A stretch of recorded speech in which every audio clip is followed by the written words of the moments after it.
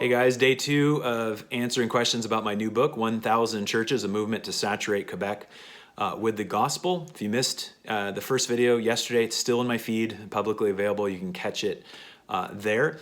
Today's question is, why the Gospel of Jesus? Or maybe, why does anywhere need to be saturated in the Gospel of Jesus? Well, to be frank, the other options are not great. On the one hand, you have all of these different religions. For people who are of a religious bent, there's a lot of choices, but they all sort of offer a different take on the same thing, a list of do's and don'ts to ascend the spiritual mountain to get to whatever it is that you want. Nirvana, non-existence, self-actualization, God, heaven, whatever it is.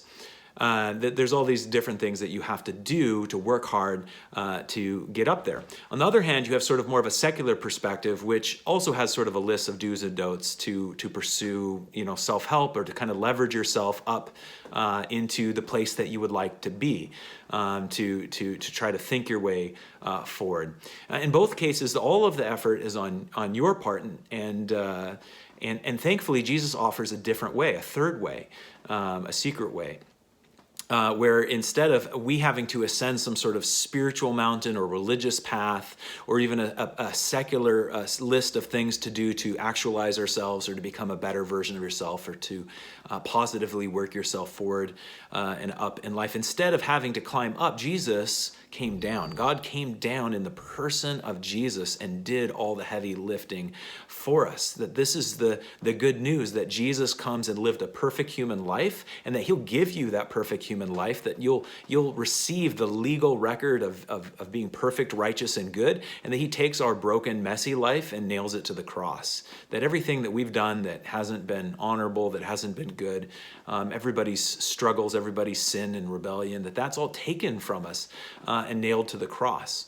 And so that's the good news of the gospel, and we believe that offers a third way, that between the religious history of Quebec versus the more secular modern situation that Quebec finds itself in, that both of those have proven to be really empty for Quebecers, and we want to offer them this third way. And this is not about reinstating religion.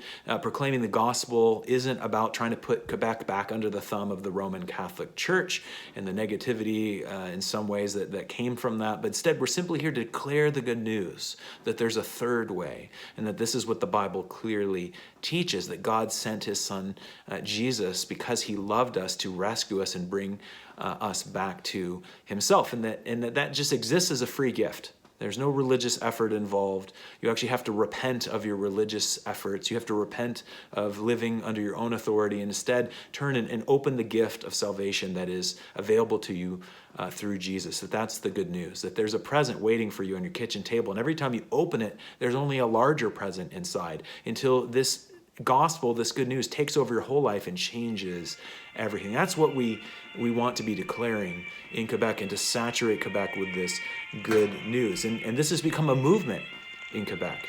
And that's what the book is about.